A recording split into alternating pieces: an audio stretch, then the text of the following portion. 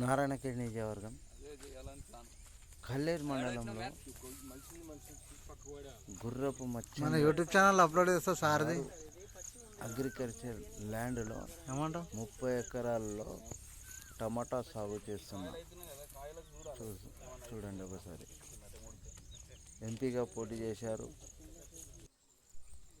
కల్లేరు మండలంలో భారీ ఎత్తున టమాటా సాగు చేస్తూ ఎంతోమందికి ఉపాధి కల్పిస్తున్నారు.